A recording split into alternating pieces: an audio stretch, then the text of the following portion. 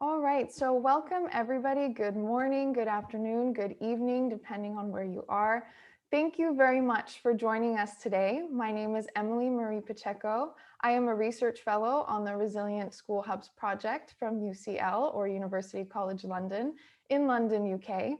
I would like to personally welcome you all to this webinar of ours, which is our inaugural event to launch our project entitled Fostering Resilient Recovery in Displaced Communities via School-Based Hubs.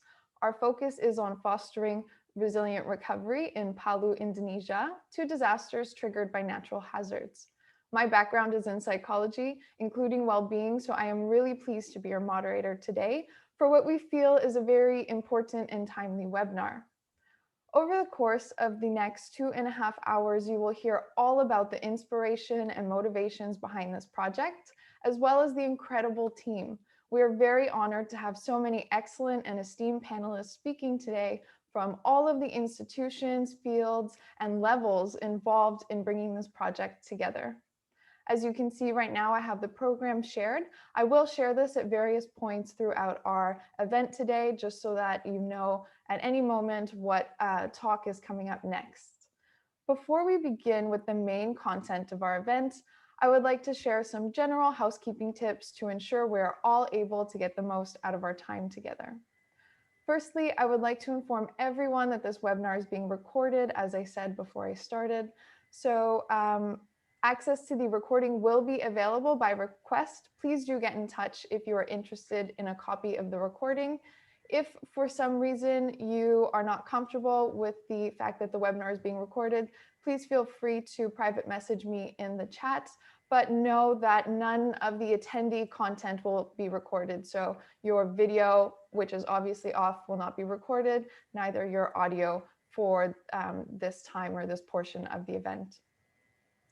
Secondly, we have two interpreters with us today who will be providing live translation into English and Bahasa Indonesia as applicable. Thus, to ensure the best communication throughout our event, I will ask that all speakers ensure you have selected the language in which you will speak from the interpretation setting at the bottom of your screen. So if you will be speaking in English, please select English. If you will be speaking in Bahasa Indonesia, please select that option. All attendees should likewise select the language in which you would like to listen to the event, again through the interpretation button at the bottom of your screen. In the same place, you will find the chat function. If you fail to receive audio at any point during the webinar, please ensure you have selected onto the appropriate language channel, as the audio will be coming through those channels. Please note that in order to use the interpretation feature, you must ensure your Zoom desktop client is updated to 5.2.1 or higher.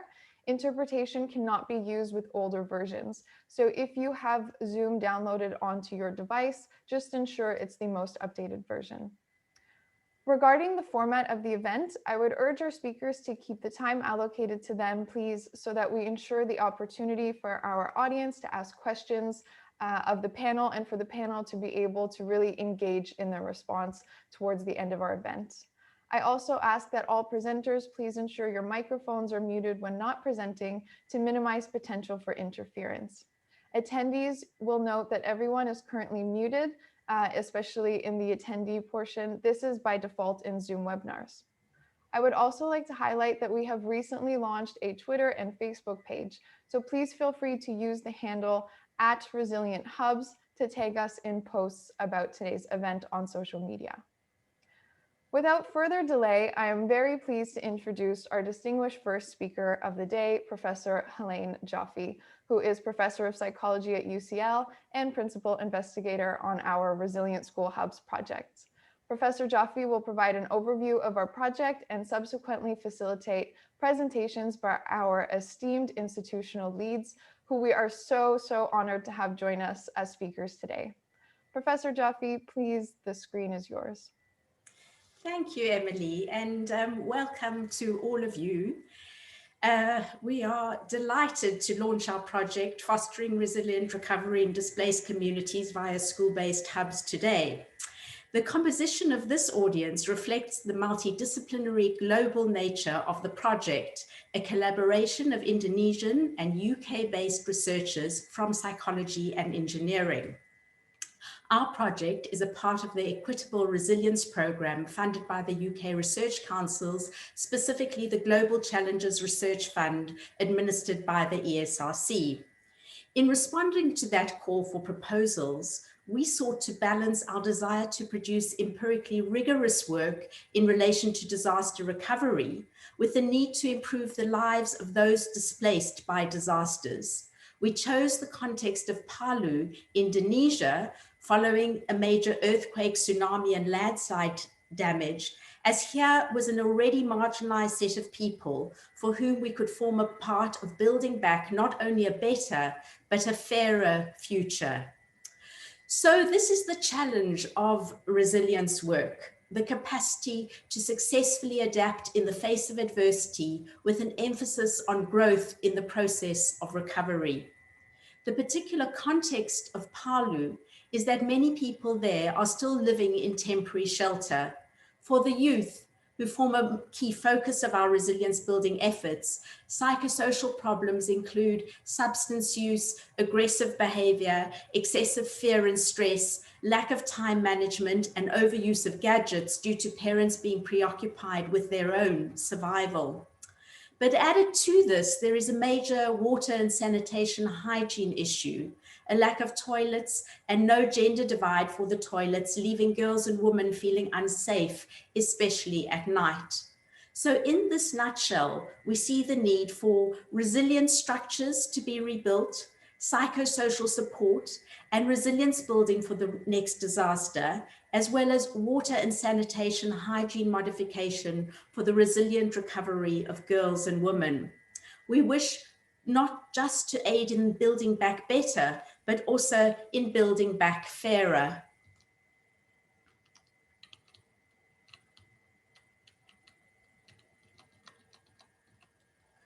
So we draw on evidence from academic fields and non-governmental organization frameworks to posit that it is schools that can provide the hubs in which this process can evolve.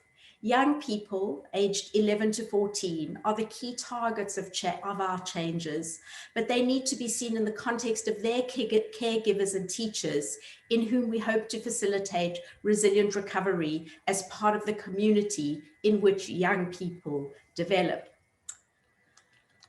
Our end goal is to help forge a national disaster preparedness strategy for all Indonesian schools, which takes heed of key psychosocial, water and sanitation, hygiene, and physical infrastructure elements.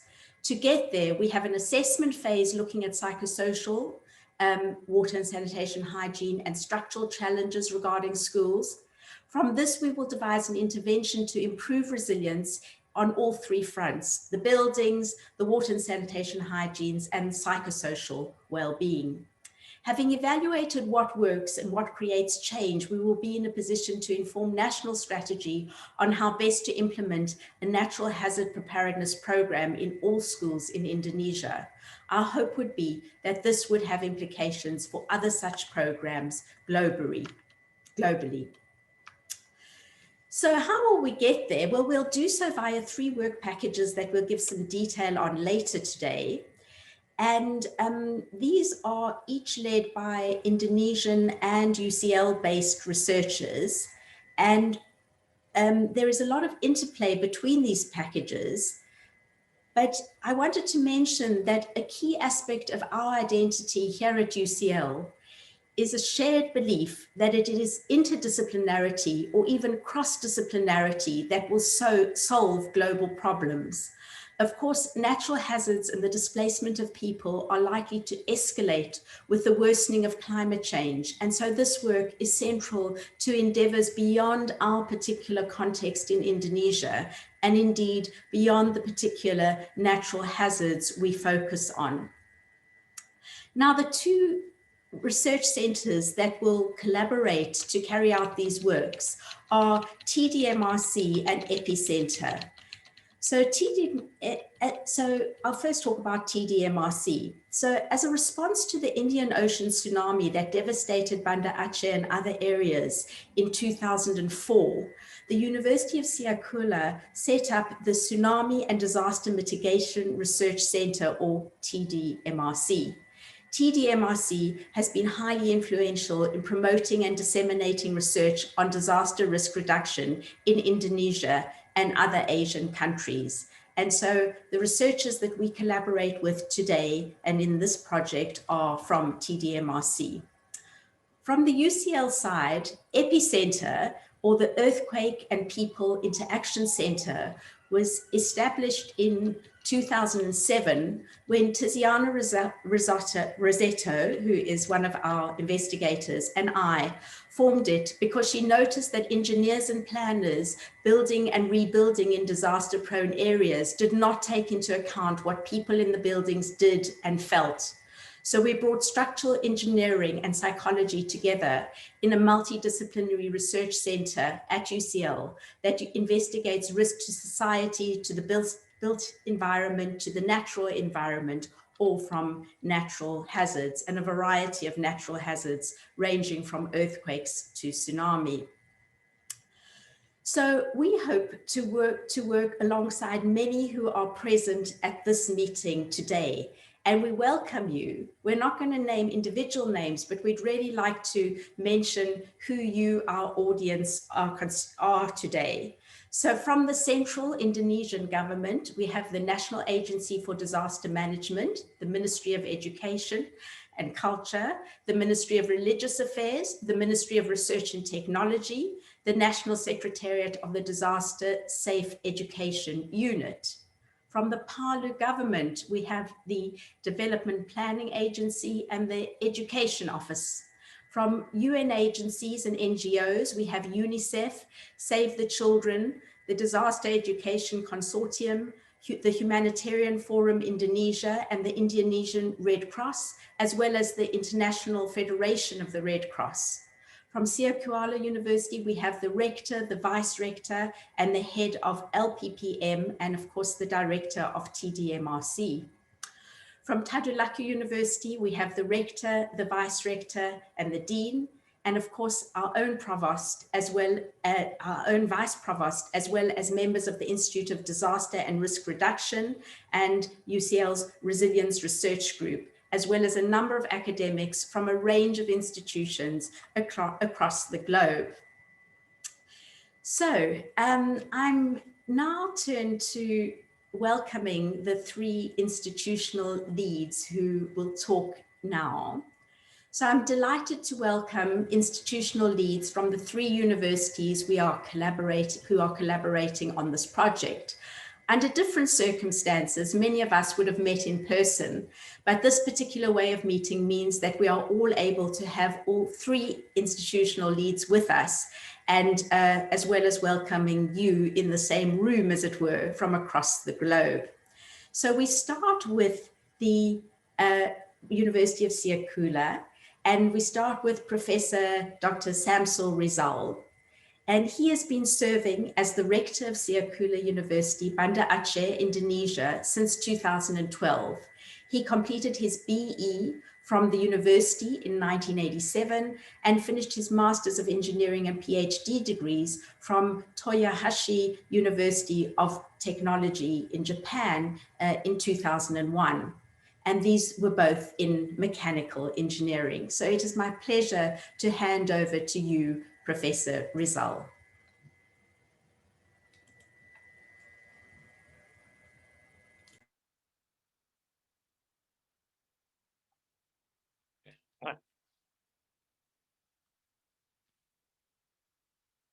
Thank you, Prof. Helena Joffe, Honorable Vice Provost for Research of University of College London, Professor David Price, Honorable Professor Dr. Insinyur Haji Amar Akbar Ali STMT, Deputy Chancellor for Development and Cooperation, Tadulako University, and Honorable Principal Investigator of School of Hub Project, Professor Helena Joffe, Honorable Vice Rector, co-investigator, faculty member, distinguished guests, participants, ladies and gentlemen.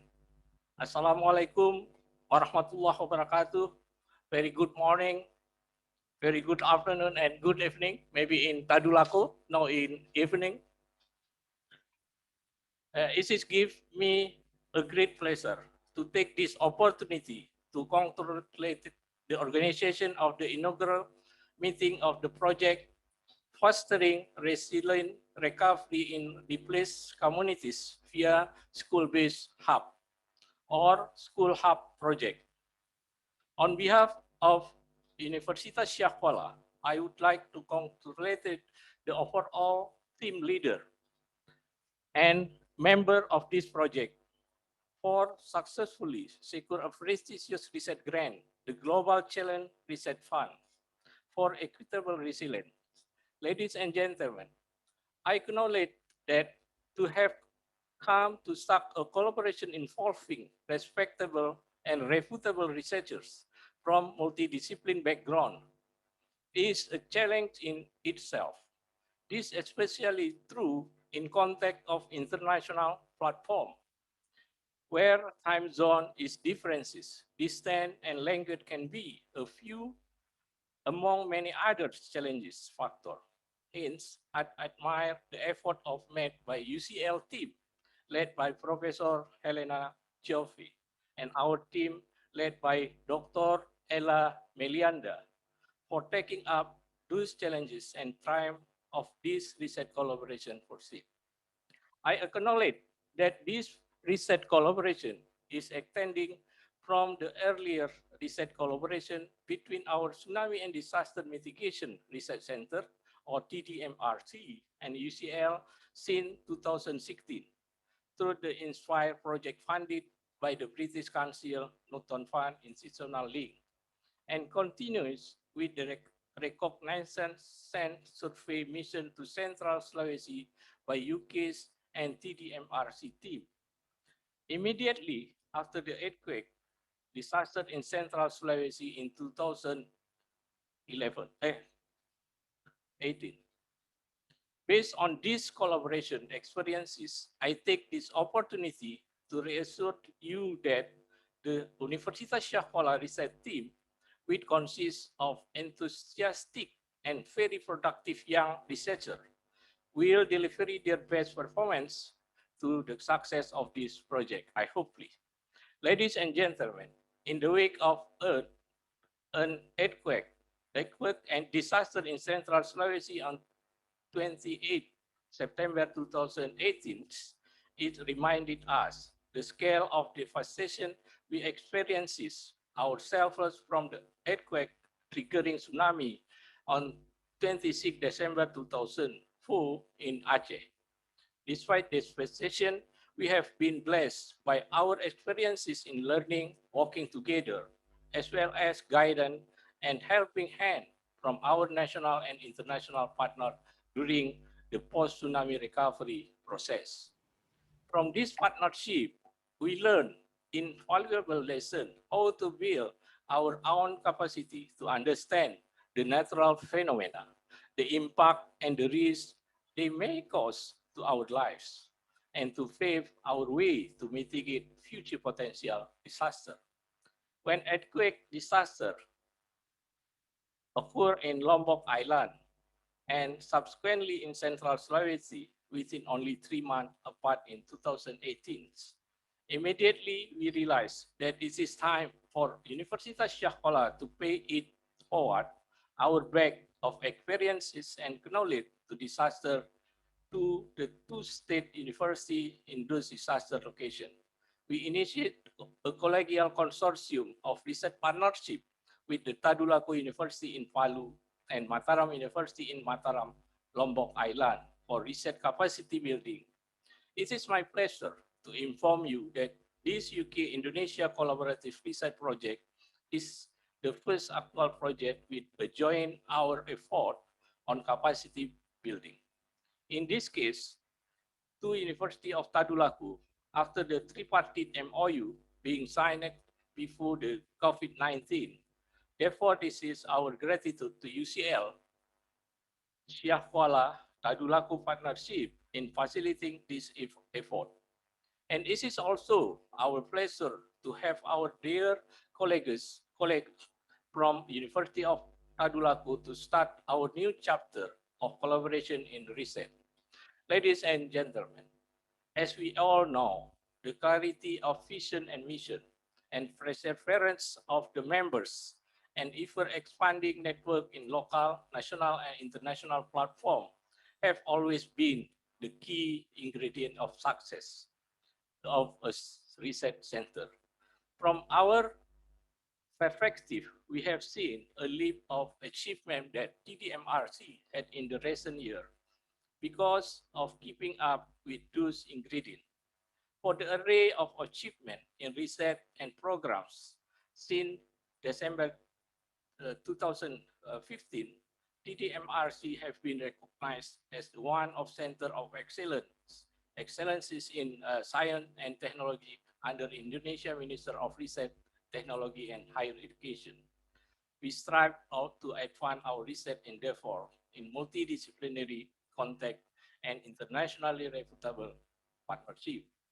To facilitate this, in 2016, we were invited our central government to apply for a grant to establish our new research facility for conducting research in disaster mitigation.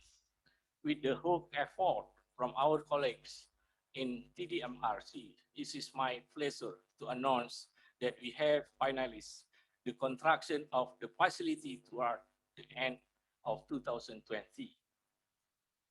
The facilities include the main building of Disaster Research Laboratory and dedicated laboratory of material and construction. The main laboratory is the home of multidisciplinary research cluster and laboratory run by TDMRC. With the extension of material and construction laboratory for the high performance testing equipment, multi-axial shaking table, for instance, the test the performance of multi-story building against heavy seismic loading. With this new research facility in our campus, we strive to deliver more advanced and international reputable research for our internal researchers, as well as for our external collaborating partner. We are looking forward to welcoming you to our research facility for the future research collaboration. Ladies and gentlemen, with this, I'm ending my speech by once again congratulating the research team of School Hub project. May Allah bless us with your journey toward the advancement of science and knowledge, contributing to humanity, and most importantly, be beneficial for the overall community affected by disaster. Thank you. Assalamualaikum warahmatullahi wabarakatuh. Waalaikumsalam warahmatullahi wabarakatuh. Thank you so much, Professor Rizal, for that wonderful talk. And we'd now like to move on to Professor Dr. Akbar Ali Almar, who earned his PhD in 2012 in civil engineering at the Hasanuddin University located in South Sulawesi. He was the engineering faculty dean at Tadulaku University before recently being elected as vice rector for collaboration and planning of Tadulaku University. So without further ado, I'd like to pass over to you, Professor Amar. Okay, thank you, Prof. Helena. Before I begin the speech, I would like to convey the best regard from the Chancellor of Tadulako University, an apology from him for not being able to attend this moment because there is another agenda and he represented me. Assalamualaikum warahmatullahi wabarakatuh. Good evening and good morning in London. All the greeting kindness to all of us.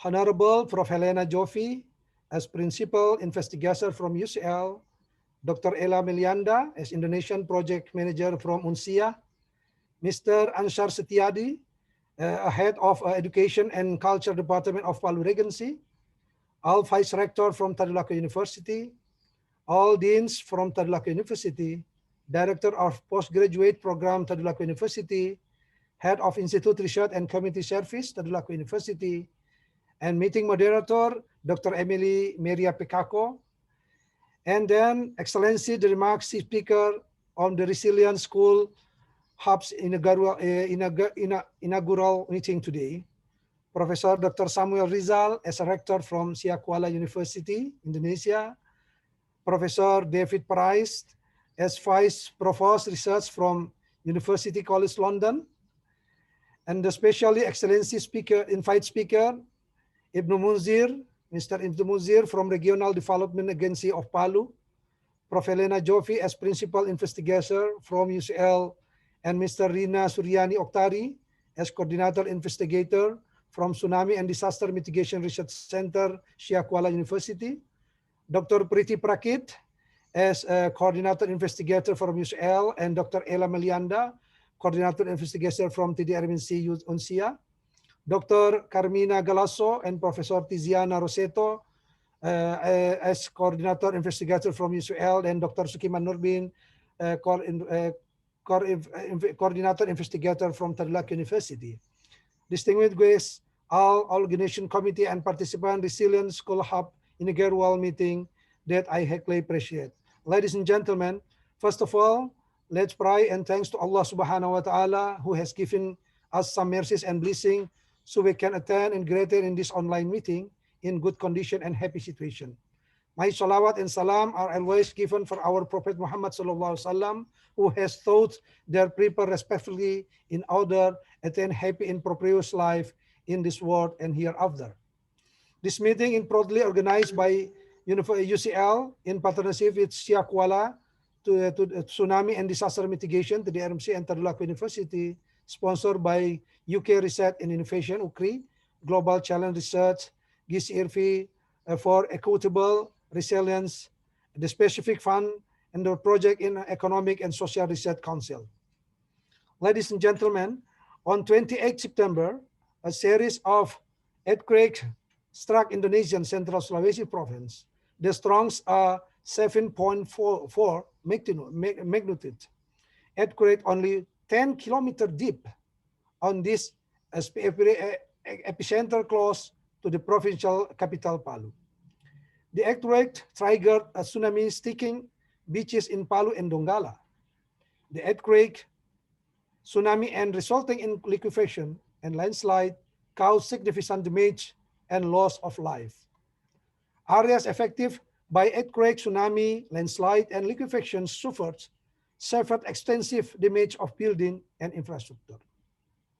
According to figure released by Indonesian National Disaster Management Agency, PNBP, there are about 2,081 people are known that have died.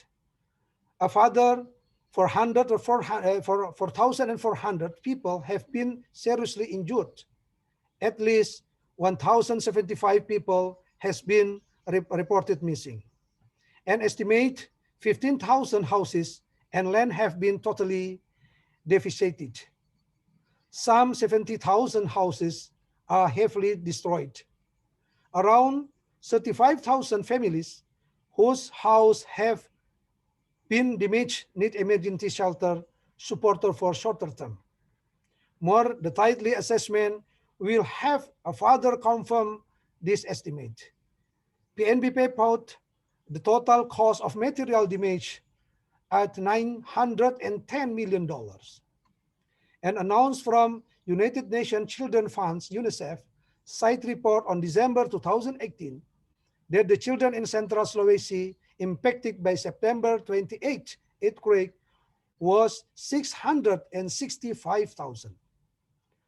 Joint Assessment GNR report on October 2018 says 185,000 children have had their education disrupted, with 90% of respondents to the GNR stating that their school was closed, and 60% of school reported to have incurred significant damage in facility and classroom.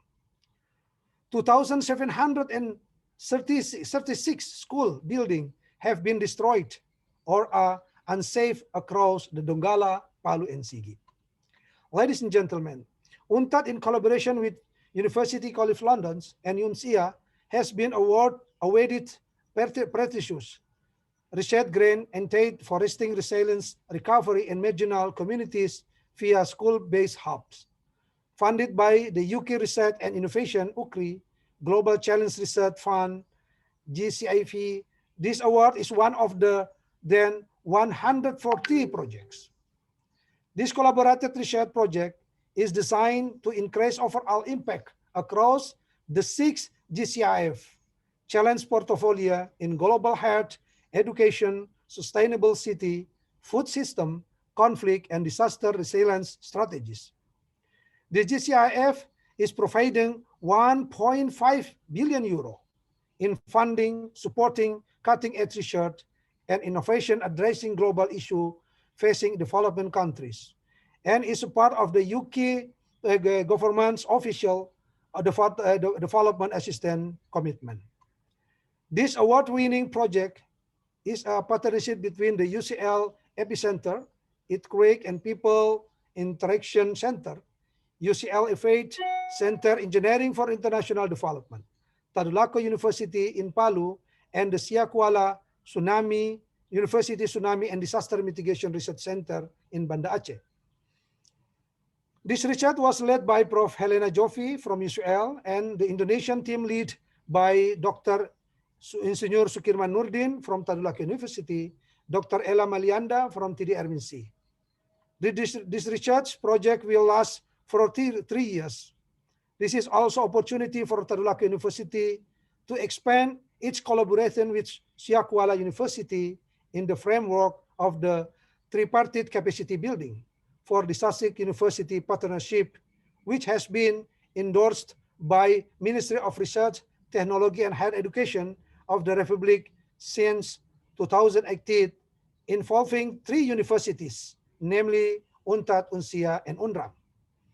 The objective of this collaborative project, called the School Hubs projects, aim to promote the resilient recovery of the marginalized community of Palu, Central Sulawesi, Indonesia, who were affected by the earthquake, tsunami, and liquefaction on 28 September 2018, through school-based rehabilitation and reconstruction. An interdisciplinary team of academic and NGO practitioners from the UK and Indonesia will jointly develop an intervention that integrated disaster, psychosocial support, hygiene, and physical environment, and which are centered around the school and center of the community engagement and empowerment. This multidisciplinary intervention will not only recreate the status quo of the marginalized society, but also more resilient recovery. Research from around the world have flocked to Palu to conduct research related the phenomenon of the multiple disaster experienced in Palu, Sigi, and Donggala, as well as researchers at Tadulako University who also carry out research both independently and in collaboration with various universities at home and abroad, both from Asia, Europe, America, Australia, and even from Latin America. And research space also varies from various aspects. We hope, if possible, the research that has been done and related to the frameworks of the collaboration can be continued collaborated with the UCL, UNTAD, UNSIA Research Collaboration Program. Okay, ladies and gentlemen, I will close this speech by quoting the wise words. Natural disaster happen beyond our control. What is our control is our attitude in dealing with its calamities. Thank you very much for your kind attention. Wallahu musta'an. Assalamualaikum warahmatullahi wabarakatuh. Thank you. Thank you very much indeed for that wonderful speech, Professor Amar. And I'd now like to turn to our own Vice Provost, Professor David Price, and introduce him.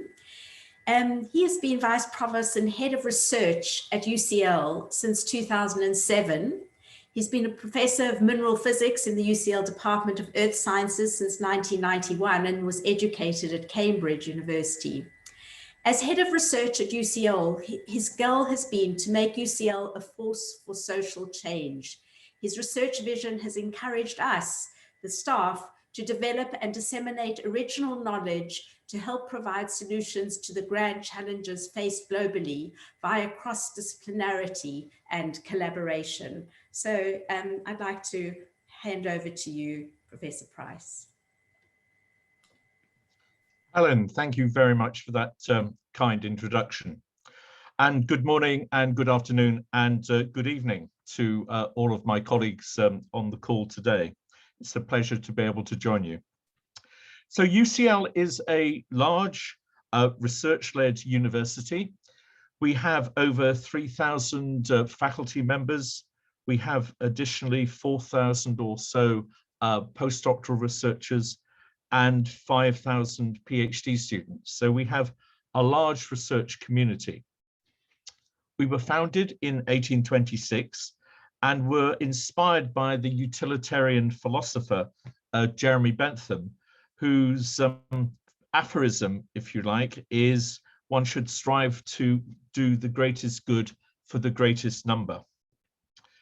As a result, UCL was the first university in England to admit students irrespective of their ethnicity, their religion, or their country of origin.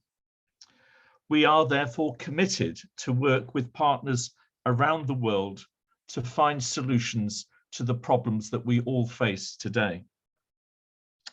We're also, however, committed as an institution to being more than the sum of our parts. With the very large number of people doing research at UCL, it's really important that they recognize the strengths that exist in other disciplines and work together to find solutions to the great problems that we face.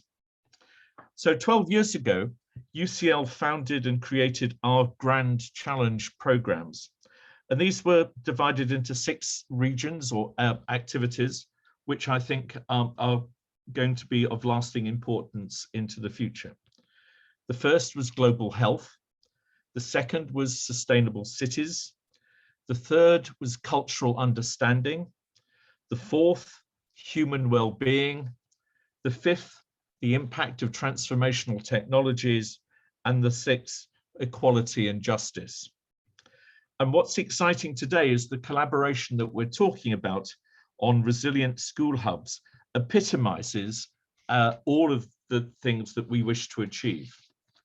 It enables us to fulfill, I think, our desire to work with global partners in Indonesia and around the world so that we are more than the sum of our parts. It helps us address the Sustainable Development Goals the United Nations defined a few years ago, and enables us to move towards doing the greatest good that we can achieve.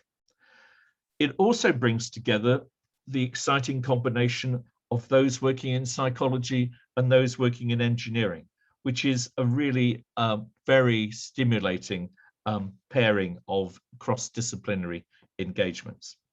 So I'd like to just congratulate you all on coming together in obtaining the support for this really important project, which will address the huge and damaging impacts of natural disasters, which as an earth scientist, I know are beyond the control of humanity, but we can do what we can, whatever that we can do to ameliorate and make those disasters more manageable for society. So I wish you well for your future meeting today and for the progress that you will make over the years ahead.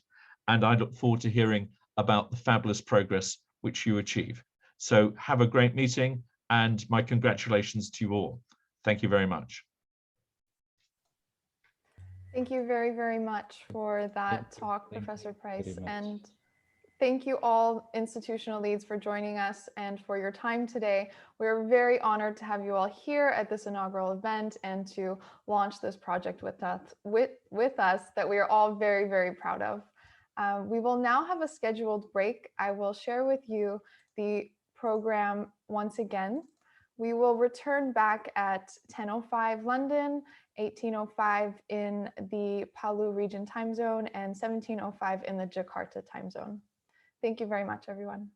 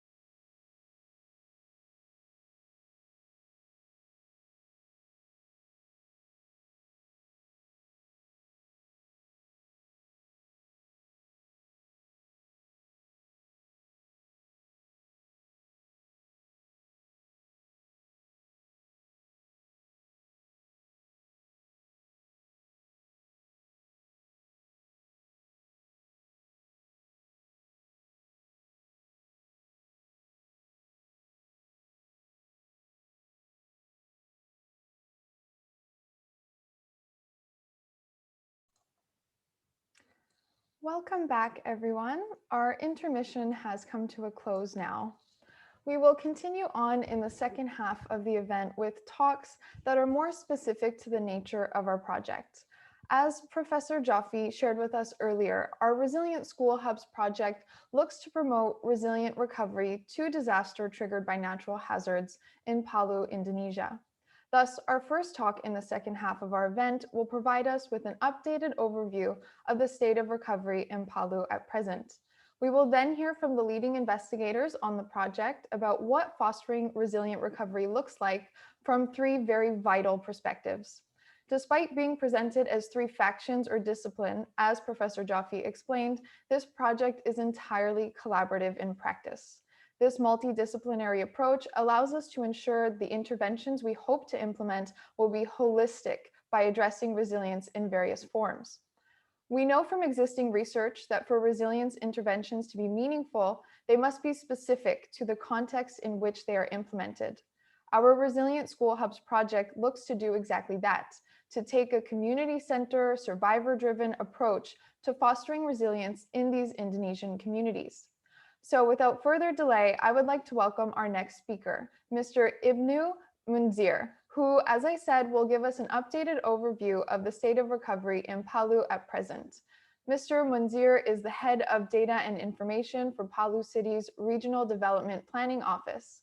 Mr. Munzir, I welcome you to please unmute your microphone and share with us an update on the state of recovery in Palu. Thank you.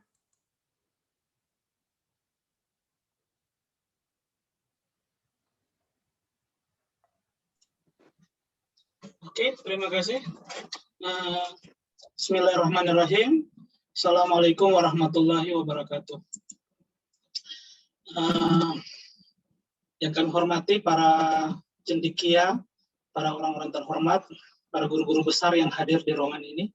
Izinkanlah kami dalam waktu yang 10 menit ini akan memberikan update informasi terhadap perkembangan status kebencanaan pasca bencana yang ada di Kota Palu. Apa kami boleh share screen?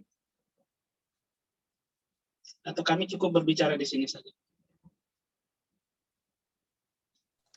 Whichever you prefer, you can share your screen.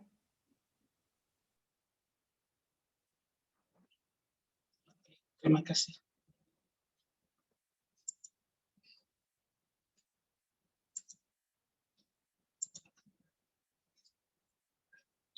Oke, saya akan coba memanfaatkan waktu yang diberikan oleh panitia untuk memberikan update apa yang sudah terjadi pasca bencana 28 September yang terjadi di Kota Palu. Beberapa data dan informasi yang bisa kami berikan adalah di Kota Palu saat ini sudah yang paling mungkin yaitu penyaluran dana rehab rekon yang terbagi untuk rumah rusak berat yang jumlahnya 4.141 dengan dana yang tersalur sampai hari ini sekitar 207 miliar, kemudian rusak sedang sebanyak 15.000 rumah, kemudian yang tersalur sekitar 392 miliar, kemudian rusak ringan sebanyak 18.974 rumah yang tersalur dengan anggaran 189 dan dana keseluruhan dana tersebut sebanyak 789 miliar dan untuk membiayai keseluruhan rumah 38.805 rumah.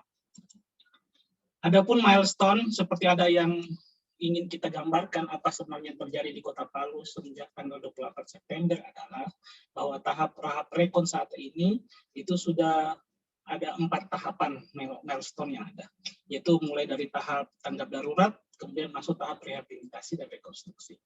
Kami terlibat dalam proses dari awal sekali kegiatan, mulai dari pembuatan jitu pasna untuk menghitung berapa kerugian keseluruhan, kemudian menyusun rencana rehab rekon yang merupakan turunan daripada rencana induk yang dibuat oleh pemerintah pusat.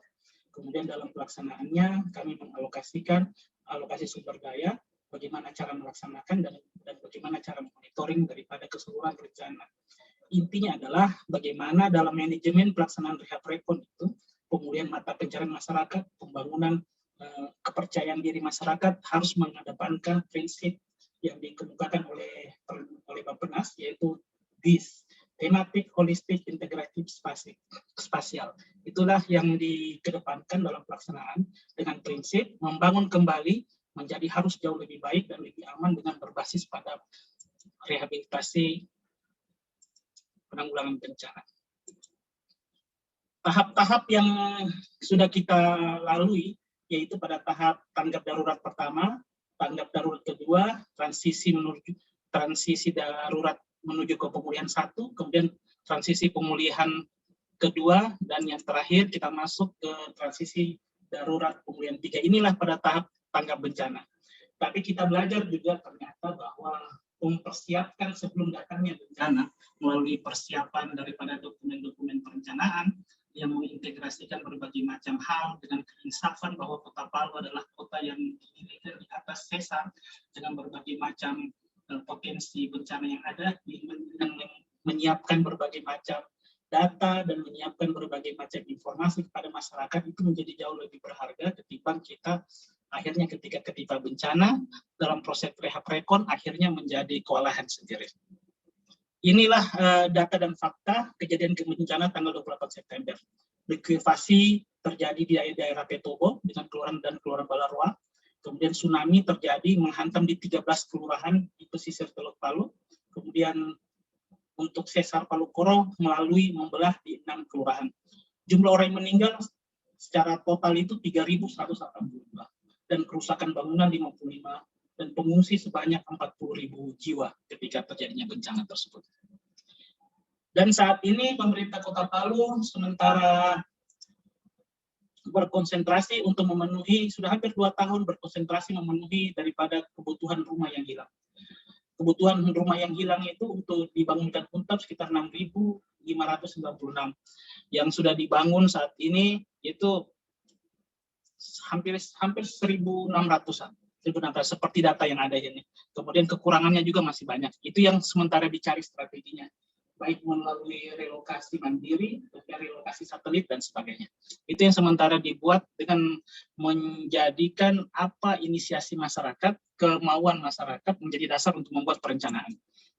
Adapun untuk fasilitas pendidikan yang terdampak, seperti ada pada data kami, total sekolah yang terdampak 386, dengan rusak berat sebanyak 107, kemudian rusak sedang 114, dan rusak ringan 165, dan berbagai ruangan lain dengan kerusakan yang berat 98 ruangan, kemudian rusak ringan 85, dan rusak ringan 62. Ini hasil pengkajian kebutuhan pasca bencana seperti terlihat. Jadi untuk bidang pendidikan sendiri, nilai kerugiannya itu, kerusakannya itu 246 miliar lebih. Dan nilai kerugiannya itu 19, dan total kerusakan andai kata kita ingin membangun kembali dan berfungsi secara jauh lebih baik, itu membutuhkan 917 miliar 604 844 ribu. Kejadian bencana Kota Palu, kalau andai kata kita susun bentuknya adalah pemulihan bencana itu kalau pengaruhnya itu terganggu pada saat bencana, pengaruhnya kecil dan pemulihannya cepat jika upaya pemulihan pembangunan dilakukan dengan baik dan dana tersedia. Dalam hal ini adalah kolaborasi pendanaan dan teknik untuk menanganinya menjadi lebih penting.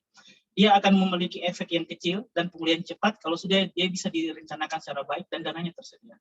Tapi di sebaliknya, pengaruhnya bencana itu akan menjadi besar dan pemulihannya menjadi lama jika intervensi pemulihan tidak dilakukan secara benar. Dan anggaran recovery-nya pun tidak disiapkan secara cepat. Adapun strategi-strategi penanganan ketahanan dan pemulihan bencana di Kota Palu disusun dalam rencana penanganan yang kami susun adalah yaitu perencanaan pembangunan di Kota Palu termasuk percepatan pemulihan pembangunan khususnya bagi masyarakat terdampak harus berlandaskan kepada aspek-aspek pengurangan risiko bencana. Hari ini pembangunan apapun dia, pembangunan gedung kah, maka dia harus memenuhi standar ketahanan bangunan gedung.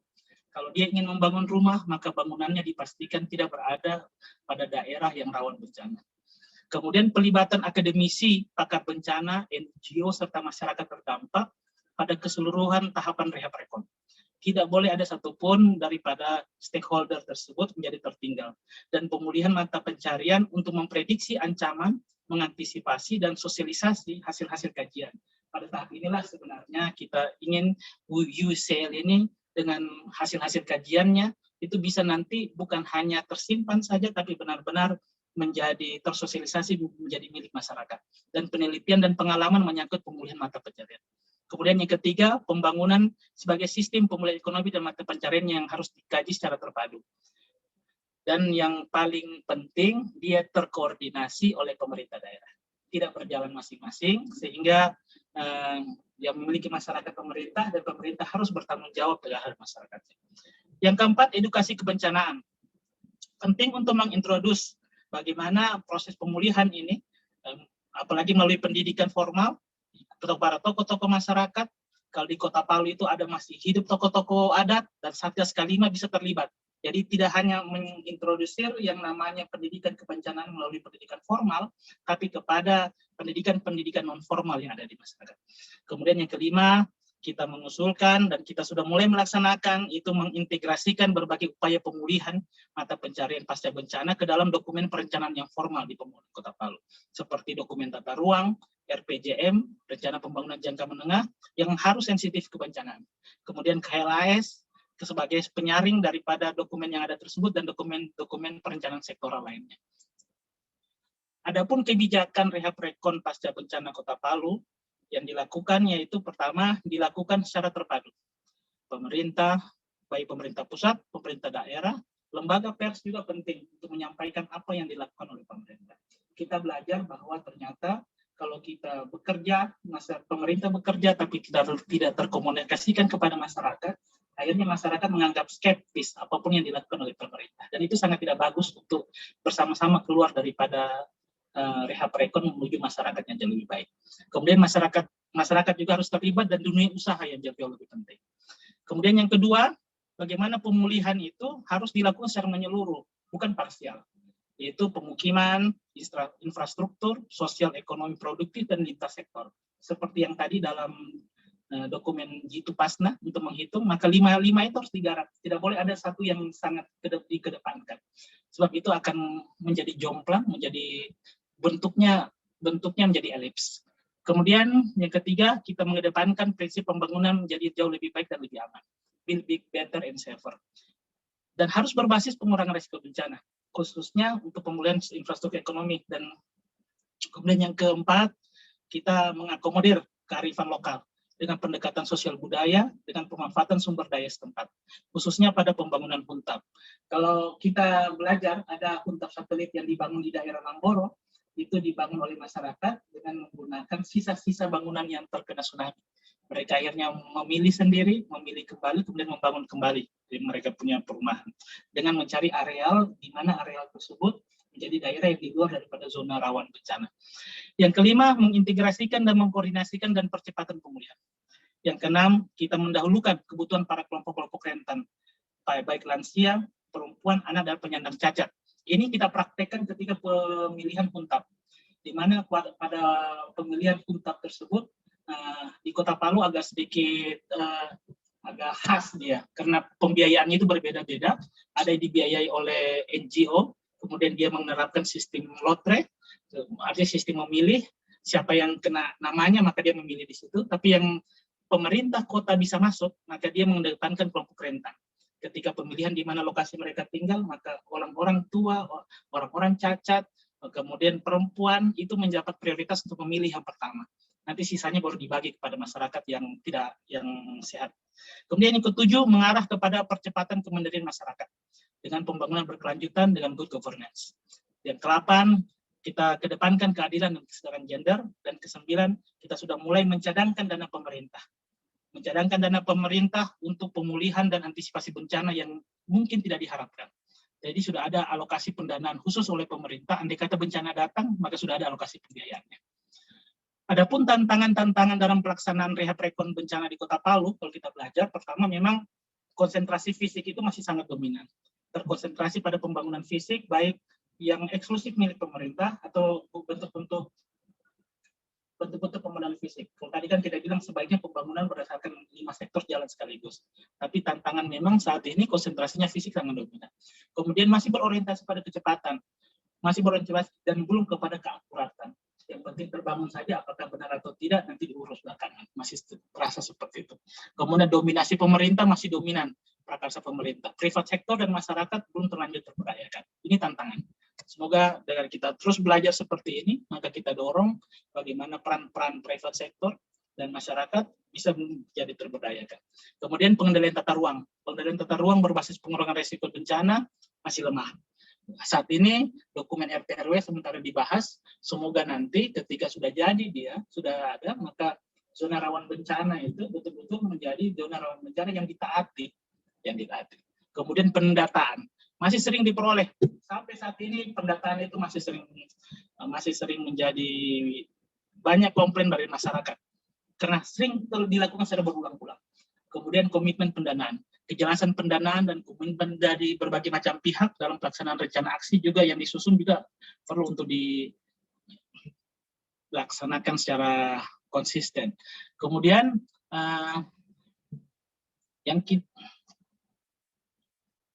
apa strategi umumnya? Yaitu bagaimana pengkajian kebutuhan pasca bencana secara cermat dan akurat. Karena itulah sekarang kita sudah mulai mendorong kelembagaan-kelembagaan masyarakat untuk dilatih bagaimana cara mereka menghitung secara cermat dan akurat terhadap aspek-aspek kebencanaan, andai kata terjadi bencana.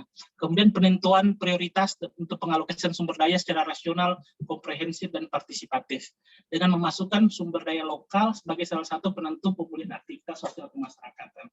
Dalam penentuan sumber, dalam dokumen yang disusun tersebut, itu pasca tersebut, atau dokumen mitigasi, seperti tadi yang dibilang oleh Prof. Amar, bahwa bencana tidak bisa kita hindari, tapi mitigasinya bisa kita laksanakan. Mitigasi itu hanya bisa berbunyi kalau ada sumber daya pendanaan, dan itu harus dilakukan secara rasional, komprehensif, dan partisipatif.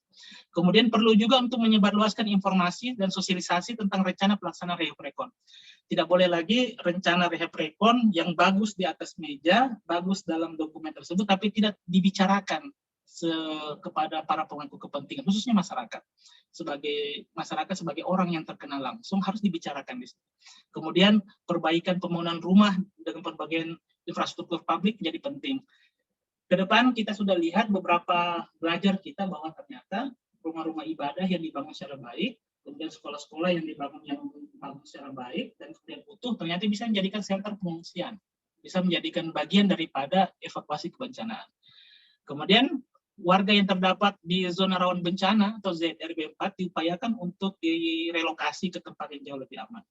Memang dikatakan bahwa bencana itu dia punya periode ulang. Karena itulah pemerintah punya tanggung jawab untuk menjaga jangan sampai masyarakat. Mr. Manzir, I'm very sorry to interrupt you here, but I'm going to have to ask you to please share with us just your final thoughts so I can invite the work package speakers.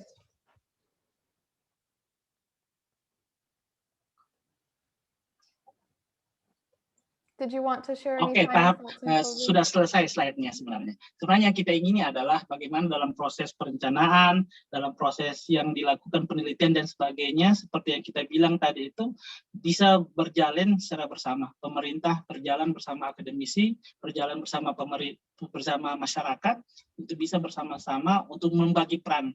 Pemerintah membagi peran terus dari sektor pendanaan misalnya, dan masyarakat untuk sektor pelaksanaan. Dengan memperhatikan daripada bagian-bagian masyarakat yang terkena langsung untuk terlibat dalam proses perencanaan dan evaluasi. Saya kira demikian saja, Emily. Terima kasih waktunya. Minta maaf kalau terlanjur panjang. Terima kasih. Thank you very, very much for this very important update, Mr. Manzir. We very much appreciate your time.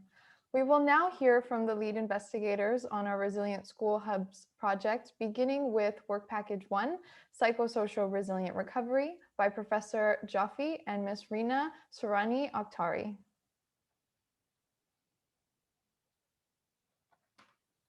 Please feel free to unmute and share your slides.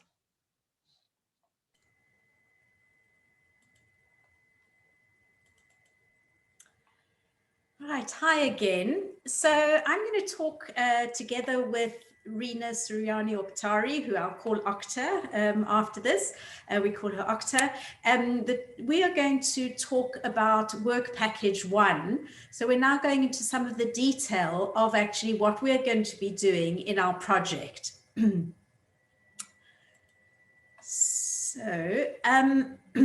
So this work package is all about psychosocial resilient recovery. So psychosocial aspects of creating resilient recovery in post-disaster contexts. So I feel like you've already heard a lot about this particular context. And to summarize with probably some numbers, not exactly the same across our talks, but the 2018 earthquakes, tsunami, and landslides in Palu, central Sulawesi, Indonesia, killed over 4,000 people and damaged and displaced 164,000 people.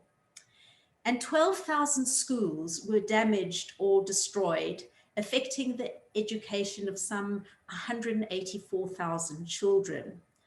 And this project seeks to address the psychosocial consequences not only of the trauma of these events, but of being marginalized from decision-making. So we're going in on 3 areas that are poor, where the people are poor and marginalized, and many have lost their livelihoods due to them being fishing communities before, and the boats are still actually have not been fixed, and so people do not have their livelihoods.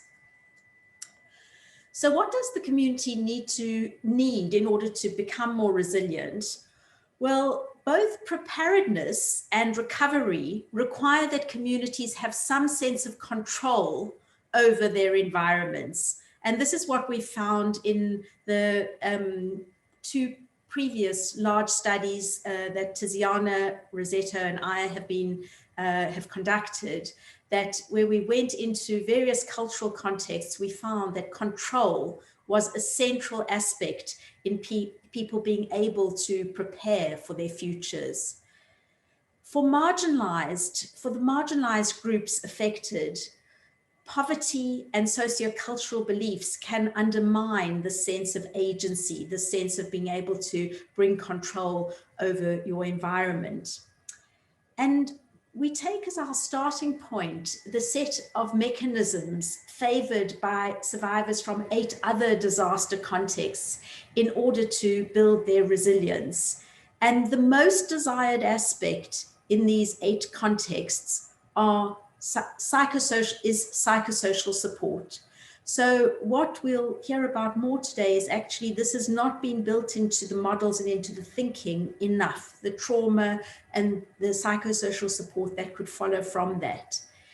The other features of what people on the ground in 8 disaster regions want is they want community empowerment and cohesion, they want government collaboration, and they want the root causes of their vulnerability to be addressed.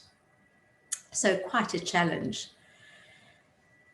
So for our particular package, the challenge we seek to address is, once traumatized, how can these communities recover resiliently so that they are prepared for the next disaster?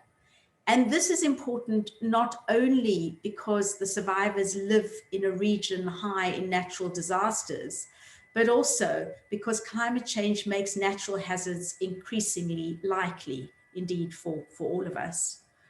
So a wider and wider swathe of the world needs the tools to recover resiliently and prepare for the next disaster. We hope to be developing such tools in this study. I now want to hand over to Okta, who will now control the slides and give you more detail of Work Package 1 activities. Over to you, Okta. Oke, Assalamualaikum warahmatullahi wabarakatuh. Good afternoon, good evening, and good morning, distinguished guests, honored ladies and gentlemen. So I will continue what has been explained by Professor Helen on Work Package 1, which is Psychosocial Resilience Recovery. As we know, soon after the tsunami 2018, studies showed that half of households have at least one member of a family who is experiencing emotional disasters, including nightmares, sleep, and anxiety disorders, stress, and etc. And according to psychological assessment conducted by Indonesian Red Cross in 2020, it was found that people experience psychological conditions that require attention, such as changes in extreme behavior in adolescents and substance abuse, psychological reactions, which are symptoms of trauma, such as nightmares and excessive fear, and also children become addicted to playing games or gadgets. The COVID-19 pandemic has also made people lose their jobs and worsened the suffering of women survivors. In addition, the resettlement also creates conflicts with indigenous people in new areas. Moreover, based on the research result, students are still in displacement camps, many of them experiencing fear of being separated, fear for safety, and lack of sleep or irregular sleep. There are several psychosocial interventions which have been implemented by government, non-government, GSO, Red Cross, and other organizations. And also in 2019, Palu government has established the Regional Secretariat of Disaster Safe Education Unit. Beyond their capacity as educational institutions, schools can act as community center, which provide communities with a physical and social space to connect and interact with each other, thus providing informal social support and building a sense of togetherness. That's why in our research, we propose that schools become hubs for resilience building.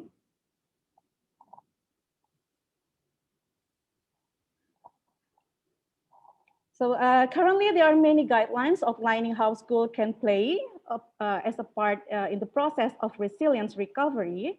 And we have conduct a review, the key disaster risk management framework used for protecting children's well-being in disaster contexts, and identify a lack of considerations for psychosocial and water, sanitation, and hygiene needs. That's why we propose an adaptations of the common framework for a comprehensive safe school program, which is also implemented in schools across Indonesia. And we suggest the revisions to add a fourth pillar that address the psychosocial needs of students, children, and communities, and to reintegrate WASH into pillar 1.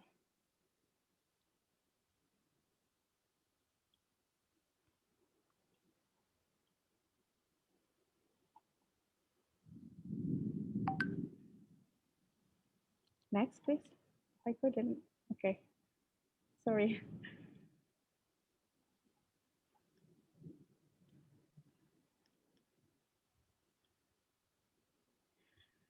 Okay, this project will focus on developing an intervention that will empower communities in Palu to reflect on their needs considering hazard resilient futures.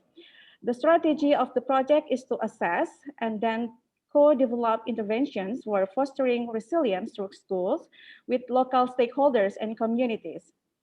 There are several tasks which will be carried out in this project, which includes the grid elaborations method, and then school community collaborations, innovative school-based materials, psychosocial support and education, psychosocial care system, and ecological communications linked to past disasters. This research will be conducted at 3 sites in Palu and Donggala that were badly affected by a combination of hazards, including Sigi, which is affected by earthquake and trigger liquefaction, and then Loli Tasiburi, which is affected by earthquake and tsunami, and the last one in Mamboro, which is affected by earthquake and ground subsidence and tsunami. The research participants, including children aged 11 to 14 years old and their caregivers, and then teachers and community. We will conduct several methods to collect the data, including in-depth interviews, focus group discussions, workshops, and survey. So that's all my presentations on the work package 1. We are looking forward for your valuable inputs and collaborations for the successful of this research project. Thank you very much. Wassalamualaikum warahmatullahi wabarakatuh. Thank you very much, Professor Jaffe and Mrs. Okhtari, for your presentation regarding the psychosocial resilient aspect of our Resilient School Hubs project. We will now hear from the leading investigators concerning Work Package 2, Water, Sanitation, and Hygiene by Dr. Preeti Parikh and Dr. Ella Melianda.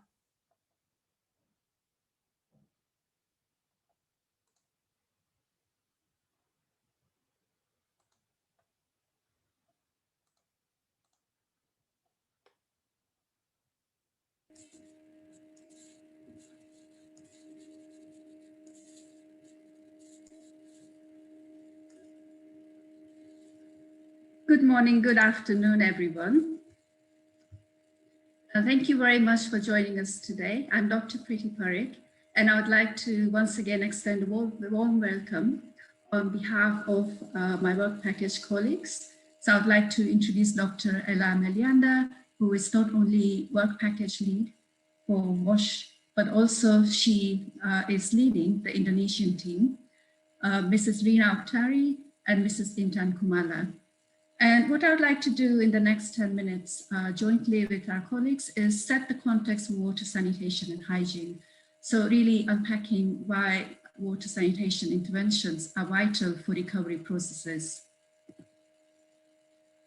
I had the fortune of leading an interdisciplinary team at UCL, where we evidence using a structured process. We looked at 600 publications in the field of sanitation, and we identified links between sanitation and sustainable development goals. And we found that investing in sanitation meant that we would address all 17 goals and 130 out of 169 SDG targets. Now, what does this mean? This means that investing in sanitation is not just about providing the infrastructure, but if we invest in sanitation, it has an impact on resilience, it has an impact on climate action, health, education, poverty reduction. So the benefits of action in sanitation are wide-ranging, which is why we believe that water sanitation interventions are so vital for recovery processes. And our team composition reflects the interdisciplinary nature of the challenge, and the solution needs to be interdisciplinary, which is why for the first time in my knowledge, we have expertise from psychosocial analysis, earthquake structural engineering, built environment, water sanitation, joining forces across UCL and Indonesian teams. When we think about sanitation, what type of sanitation services are we going to explore and look at? Sanitation services are those which should cover the entire value chain. So it is not just about building the toilets, installing the taps, but those services need to be safely managed. So for example, with sanitation of toilets, the waste needs to be safely disposed, treated and disposed into the environment so as not to cause environmental contamination and not to pose a health risk. The facilities should be such that everyone feels comfortable using them. So they need to be inclusive facilities so that any person, irrespective of age, gender, religion, disability, would be able to use those facilities. Those facilities need to be co-developed with local partners and communities to ensure social cultural acceptance. Especially for girls, menstrual hygiene is extremely important. And in homes, a consideration of baby wash is important to reduce disease. And one of the ambitions we've always had is to end open defecation.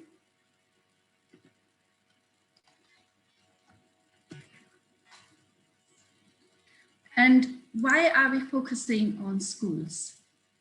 A big part of the recovery process where we see schools as a hub is to get children back into school. Also, we see schools as a point of influence, not only for children, but also for families and parents. So if we want to get children back to school, we need to make sure we provide facilities, water sanitation facilities, which everyone can access, especially girls, because girls form 50% of the population of the group. And if we cannot educate our girls, then how are we going to create a societal shift or change? So how are we going to achieve resilient recovery? And in looking at schools and exploring washing schools, we are going to explore issues such as segregation of male-female toilets, making sure the toilets are inclusive, aesthetically pleasing. I know this sounds strange, but when we go and use those facilities, we want to feel that we're going into an environment which is safe, secure, aesthetically pleasing, good lighting, door handles. So basically what we are looking for when we look at wash services in schools is making sure that everyone is comfortable using those facilities.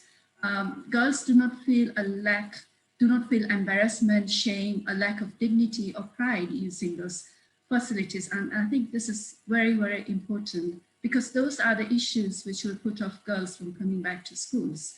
And I think that would be of great detriment. I'm now going to hand over to my colleague, Ella.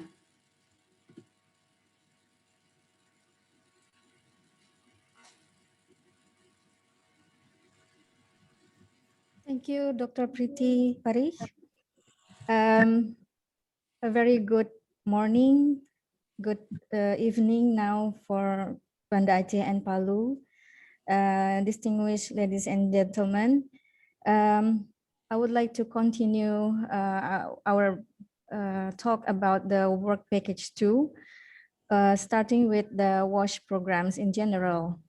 So I'd like to highlight that the main objective of WASH programs in every practices in, for example, humanitarian assistance are to promote good hygiene practices, provision of safe drinking water, to reduce the environment health risk, and to create conditions that allow people to live with good health, dignity, comfort, and security.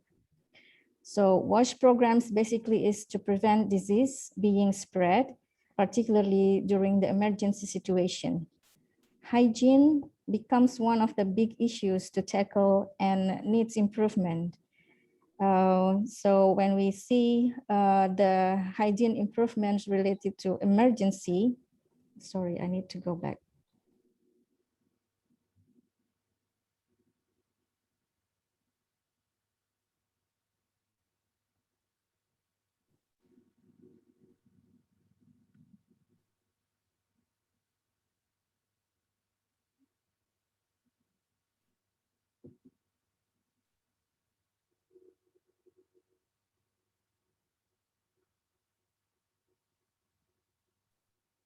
Sorry about that. So, Priti, could you hand over the slides, please? I think you have control, Ella. Okay, so sorry for these technical problems.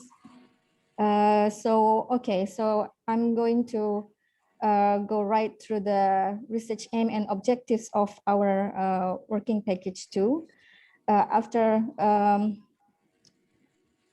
realizing that the ultimate goal of WASH is to ensure that all groups within the population have safe and equitable access to WASH resources and facilities, we need to set our research aim to first assessing the environmental needs and aspirations of the local communities, in this case, the Central Sulawesi people who are suffered from the recent post-disaster by the earthquake, landslides, and tsunami.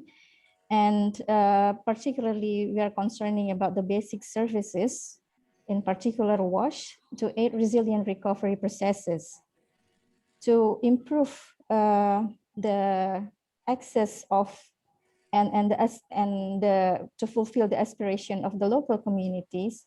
Then we need to engage with the local communities. I don't know what happened with this our slides. We need to go back to yeah, sorry. So the main objectives of our working package is first to assess the gaps in infrastructures and services, which means we want to see the accessibility, safety, and capacity of schools to facilitate students and surrounding community, and then to develop best practice guidelines for accessibility to WASH infrastructures in schools, and then to harmonize it with the government programs to deliver appropriate and sustainable WASH with improved service monitoring. And in the end, we want our research to go back and contribute back to the community in a way that we could increase the capacity of the community at risk and then the community preparedness through our WASH programs. Of course, this is also combined with the other working packages which concern about other matters like building construction and also the psychosocial aspect of the entire recovery program process. So to this end, I would like to return my talk to Dr. Priti. Thank you very much for your attention. Thank you very much, Ella. And what I wanted to do close discussion on this work package is to go a little bit into the methodology and approach we're going to use.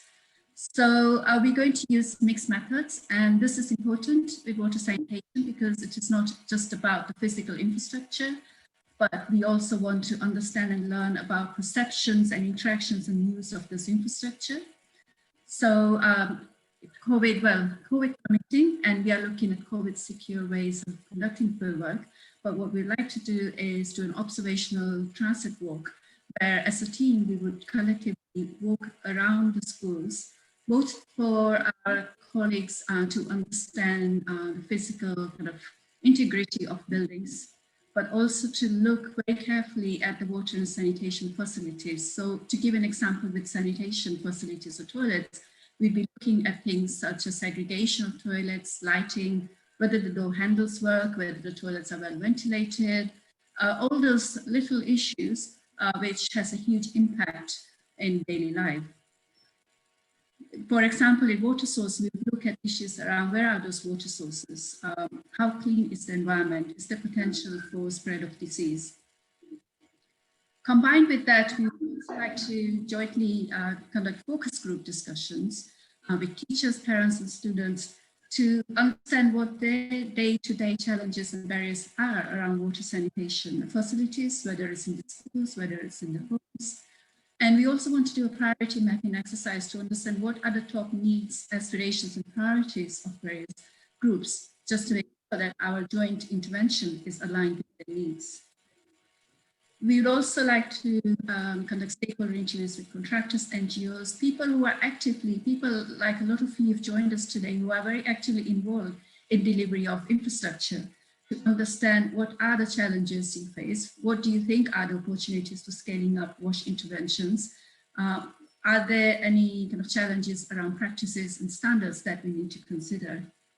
And we will then combine this with a more quantitative element jointly with work package 1, where we will conduct household surveys to better understand conditions around water sanitation. And those would be more questions around the level of access to those services rather than perceptions.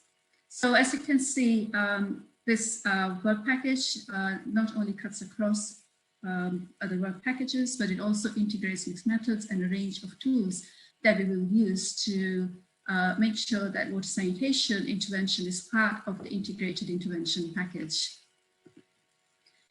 And I would like to draw a close. And once again, I want to say that we are in very good hands with our Indonesian team. As you can see, they have extensive experience of working in this context. So thank you very much. Thank you very much, Dr. Parikh and Dr. Milienda, for your presentation regarding the WASH aspect of our Resilient School Hubs project. We will now hear from the leading investigators concerning Work Package 3, which focuses on infrastructural resilient recovery, led by Dr. Carmine Galasso, Professor Tiziana Rosetto, Dr. Sukiman Nurdin, and Dr. Yunita Idris. I welcome you to please share your slides and unmute your microphone. Hello everybody. Thanks a lot, Emily. I'm Dr. Carmine Galasso. I'm one of the co-lead of Work Package 3. I'm sharing this presentation with Dr. Sukiman Nurdin from Tadulako University, Dr. Yunita Idris from TDMRC, and my colleague, Professor Tiziana Rosetto at UCL. Sukiman, if you want to start, please. Okay. If Thank you, Dr. Carmine. I will start first for all of my colleagues. Bismillahirrahmanirrahim. Good morning in UK and good evening for Indonesian who attends this meeting. Assalamualaikum warahmatullahi wabarakatuh. Your Excellence, the principal of this research, Prof. Helena Jove, and Rector and Vice Rector of Tadulako University and Siak Kuala University, and Dean of Tadulako and Siak Kuala University, and especially the Honorable of David Price, Vice Provost of Research in UCL, and their our college and who participates as co-investigator and alternates who participated in this meeting. Okay, in our chapter 3, Work Package 3 will be focused in infrastructure resilient recovery. This collaboration with my colleagues from UCL, Dr. Carmine Galasso and Prof. Tiziana Rosetto, and Dr. Yunita from UNSIA, and myself from Tadulako University. Okay, as we have to know, before we intend to elaborate and to go through to the research, I want to speak about the story or overview of how school condition been built before earthquake in Indonesia. First of all, as we know, there was 2,336 school buildings have been affected or destroyed or unsafe across Donggala, Palu, and Sigi. There was a huge number of the school buildings who affected by the 2018 of the earthquake. About 10% of the children's side were afraid to go to school since the earthquake and tsunami, and 50% of parents didn't want to send their children to school after the disaster. So household with children not attending school reported that main reason was the school had been damaged or destroyed, about 30%, or was no longer safe, about 23%. This research was did by Net Assessment, JNR, yeah, and was reported on December 2008. Okay, next slide. You can move by yourself. Okay, okay. Be able to control the slide, yeah. Okay, thank you.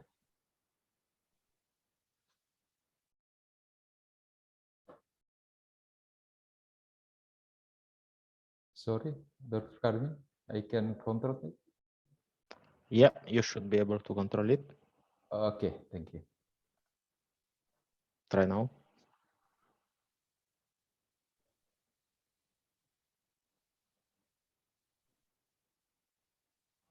I can move to next slide. Okay, you can move slide. Thank you. Yeah, no problem. Yes, sometimes problem. Okay. Okay.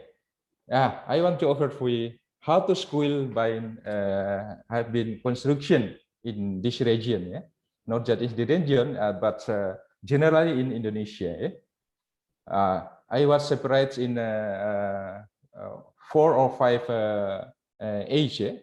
First of all, in 1960s to 1970s, approximately 60% of Indonesian schools are constructed in massive residential structures. We cite Impress, yeah, in Indonesia. This program funded by full by the central government. Understanding of building codes and Hajar was low and corruption rampant, leading to poor site selection and construction quality. This time was massive time of Indonesian government build the school, especially in rural area. Okay. Then, and secondly, I was separated in 1919 to 20,000. We recognize the monumental challenge of building, operation, and maintenance, repairing and retrofitting school in various states of disrepair across thousands of islands. The government decentralized. Yeah. In the festival, they centralized, and now in 2019 to 20s, they decentralized education management down to the community level. So we usually cite BOS, yeah, central government establish a block grant called the school operation fund. We cite BOS. With support from the World Bank, yeah, by the World Bank, that's mean World Bank give Indonesia budget to build a school with the name of BOS, allowing school, manage and committee to directly receive and manage funding provided by the national government. So the building in this era built by the names of committee. Who's the committee? Committee is the group of the people who still have a connection with the school, like the parents of the student and the people around of the school who can join to the committee. As a block grant, the funding was flexible and allowed the committee to spend money as they saw fit. Okay, and the system was intended to allow the school committee to operate as the school implement unit. Okay, next slide. Okay. Then, furthermore, in 2000s, after learning that 70% of 250,000 schools in Indonesia are in disaster risk area, the government launched the new program in this 20s, especially to increase technical assistance for disaster risk education. Yeah? They also adopt regulation to increase the hazard resistance of school infrastructure. Even though the government know about some of the problems with school building, they didn't know specific. The Ministry of Education and Culture contracted a private company to determine the extent of damage and disrepair of Indonesian school building. After a year of surveys, the government learned that one-third of the total school, more than 89,000, fell into heavily damaged and medium damaged category. That's the result of the 2000s did by the consultant. In 2011, the Minister of Finance changed the existing special allocation fund, we cite DAC, yeah, to help maintain education building. They drastically increased the portion of the budget allotted to physical expenditure and allocated funds according to damage level and student enrollment. School management committees can use this fund to build new school or repair existing one as they see fit. Okay. Next slide.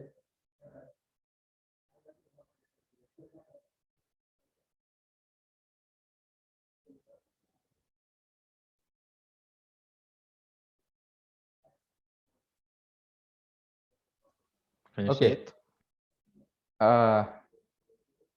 How critical thinking of the school construction process in Indonesia from the 4 decades, from the technical capacity and construction management. For the construction is now responsible for the school management committees. They had to hire their own contractors and subcontractors to help them build a school or retrofitting existing ones. So the contractors and the subcontractors not connected with the government anymore. But in practice, usually in the local practice, subcontractors usually is proposed by the government, local government. Yeah. Committees do receive some assistance from the Minister of Education engineers to oversee a project, but they don't always have the capacity to implement the construction project nor the appropriate knowledge to prioritize school safety. As a result, DAC funds have been spent returning building to their original condition, rather than improving structural components to make them safer. That's what happened in Indonesia. Then public sector coordination. The Minister of Public Works is responsible for writing and enforcing the building codes, including design review and construction inspection of the school. With so many infrastructure tasks to supervise, they rarely perform through the checks, especially if the school is single story. In addition, public works officials rotate between departments to reduce corruption, but with the fast turnover rate, officials rarely develop sufficient experience for thoroughly overseeing school projects. Under the current DAC fund, the responsibility to finance the supervision of school projects rests on local government. That's the problem. Because the local government finance supervision, its unique local political, economic, and influence the construction cost, potentially compromising quality assurance and safety. And usually the contractors chosen by the local government in practice, not by the committee actually. Noting these funding and capacity issues, the Minister of Education provides a special portion of money for quality supervision for each school. Currently, this fund is only applicable for school construction directly financed by the Minister of Education, and not for construction who's in for the DAC fund. That's a little bit difficulty of the committee as well. Okay, next.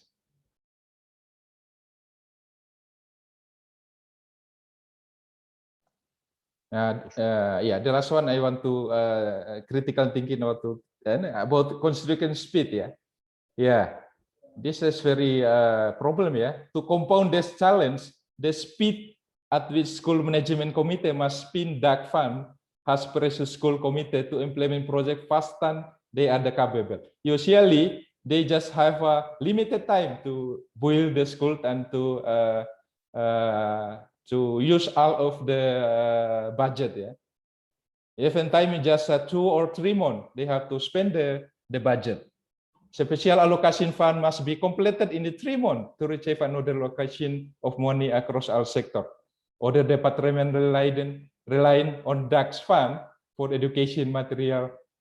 My precious school to finish their work within just 3 months funding windows, so the funds their sector will not be delayed. Yeah, it's very strict. if they just more than 3 months, the rest of the budget will be back to the government. That's the problem. They have to finish it, then they have to construct the project of the building very fast without any concern about the quality, about the structure, safer. That's the problem usually. Thanks a lot, Sukiman. Yeah, Dr. Carmen, you can continue. Yes, so Dr. Yunita Idris will now illustrate the structure of the work package. Thanks a lot, Sukiman, for this great background. You're welcome. Yeah.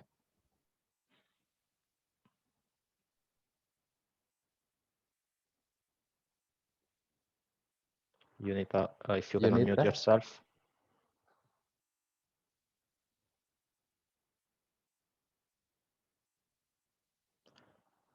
Dr. Yunita.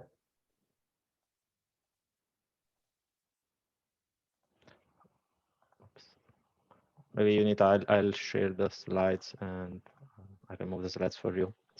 Thank you. Thanks. Okay. Thank you. Sorry, there's a technical problem. Thank you, Dr. Sukiman and Dr.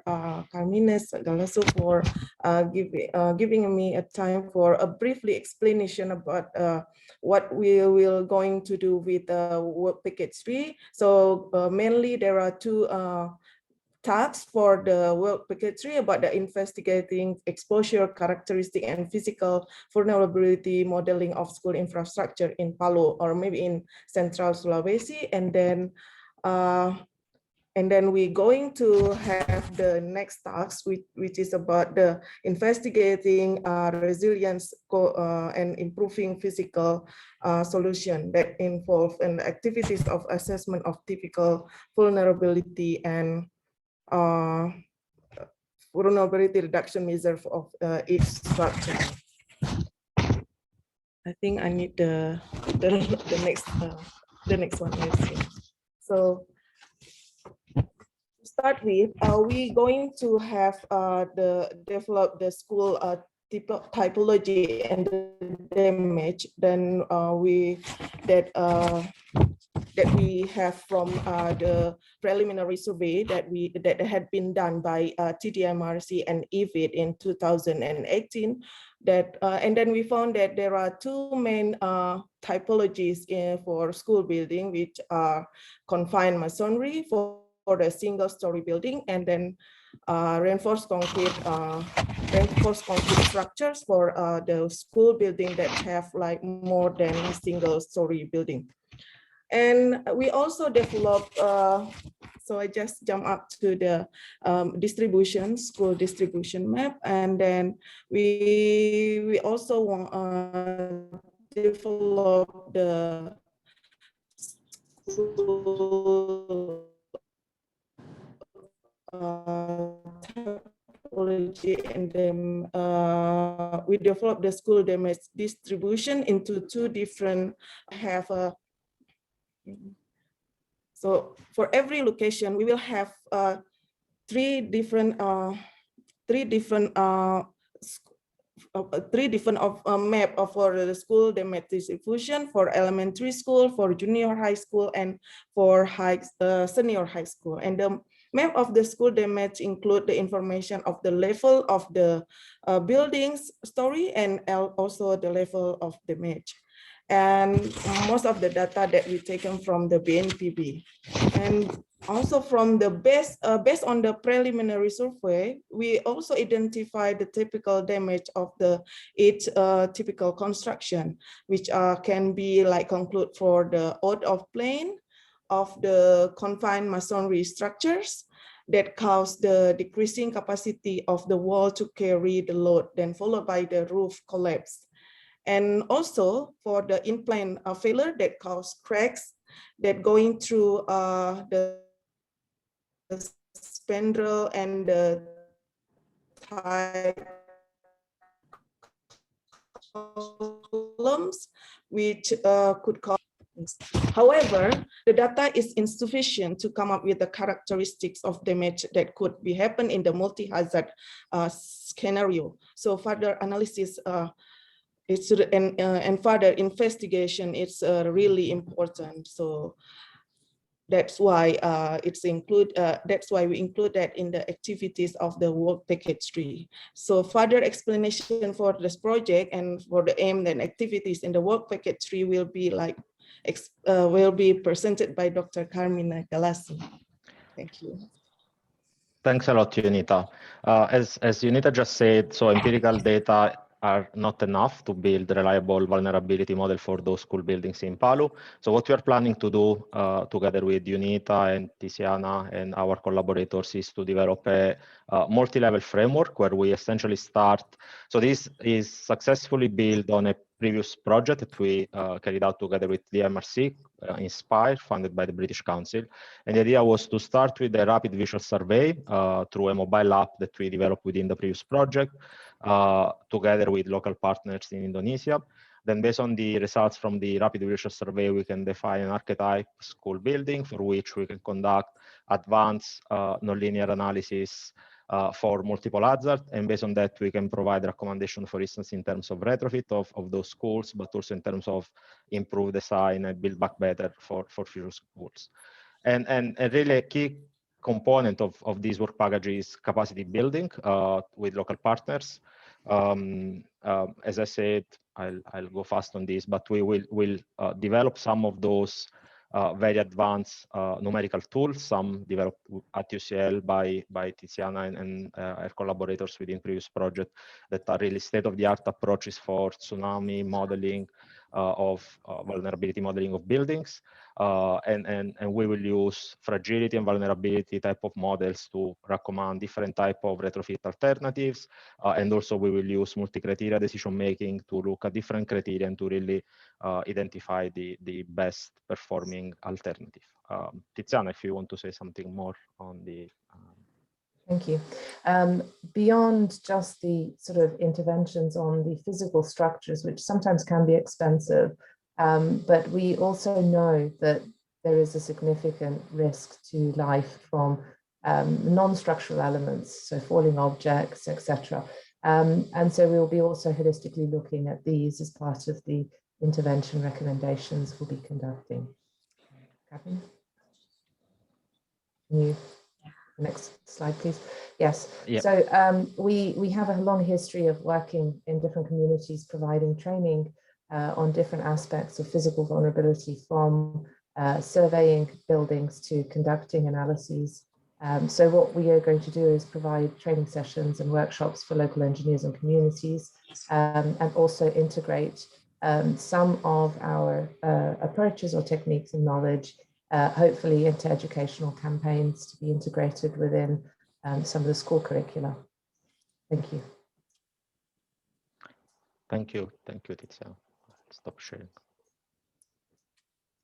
Wonderful. Thank you very much to Dr. Galasso, Professor Rosetto, Dr. Nurdin, and Dr. Idris for your presentation on the infrastructural aspects of our Resilient School Hubs project. Many thanks to all of the speakers today. We are very honored to have this opportunity to discuss the project in such depth and to do so all together in the same space with our attendees. So thank you all very much for your presentations today. We will now begin our question and answer portion of the event and open the floor for panel discussion. If you have not done so already, we welcome our audience to please post any questions you may have either in the Q&A box or in the chat. I will then welcome our panelists to respond. If any attendee would like to verbally ask a question, I will invite you to use the raise hand function, and then I will allow you to unmute and you can share your question with us. To start us off, we have already had one question in the chat box, and it is for our Work Package 2 team concerning WASH.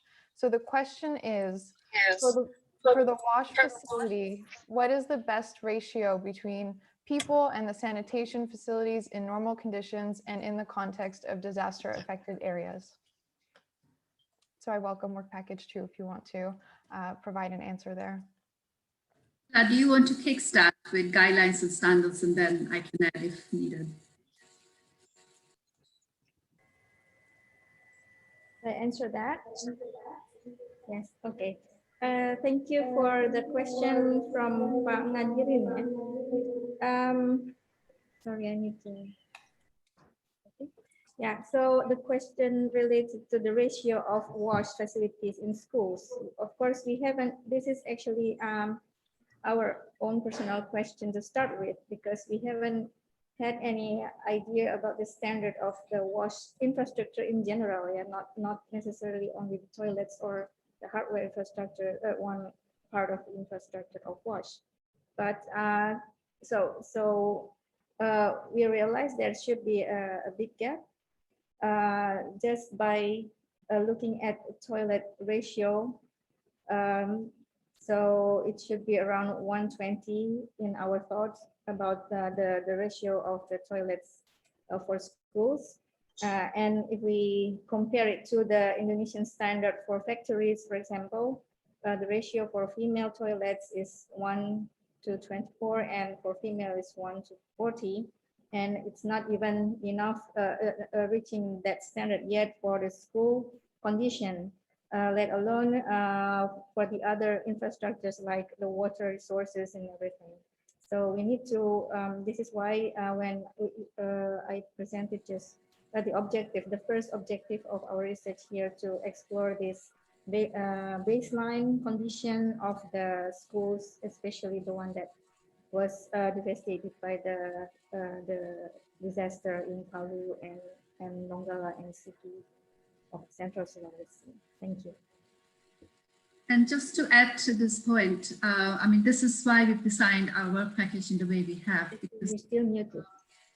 Because there's studies by UNICEF and UNOPS which show that in resource challenge settings, about 45 to 50% of schools lack adequate water sanitation facilities. And even in the schools which have those facilities, there are gaps either around the physical design or kind of suitability in terms of social cultural barriers and behaviors. So that's why we kind of integrated mixed methods into our design process. And also something we want to explore is whether we need separate toilet facilities for staff and about teachers and students, because that often comes up as an issue as well. So that's precisely why we want to really dig deep into not just the quantity, but the quality of those facilities. Thank you. Wonderful, thank you. Our next question is for all panelists, and this is the question. Could the panelists please comment on how they will ensure the interventions devised will be sustainable in continuing to be used by local communities beyond the end of the project? So any of our colleagues, feel free to address this question.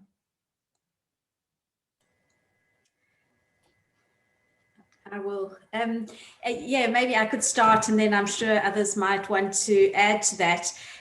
Yes, that's always the issue of long-term change. And so when our measures, we would hope we'd do sort of a survey before our at baseline, and then a survey after the intervention we'd implemented, and hopefully continue to survey over a number of years. So that gives us a gauge of whether they continue to be effective, but it doesn't tell us actually how to push for that to be effective. And we do use, certainly on the side of the psychosocial intervention, we use a lot of the principles of behavior change and risk perception to ensure that there is long-term change. But this is a crucial point, and obviously the people from the more infrastructural side would answer that in a different way. So it would be good to hear from some of them.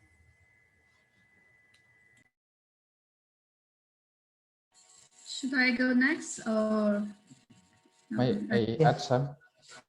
Okay, please, Dr. Sukiman, please go ahead. Okay, in our package 3, I think we have to find out the best practice to how to build the new school in this region actually, and what the best practice we have to propose, and the best practice to build the school, how build back better, build back safer can be practiced in here. So we have to find out the the best practice to propose to the central government and the local government, and hopefully it will be implemented in the next future, how the government build the school in this region.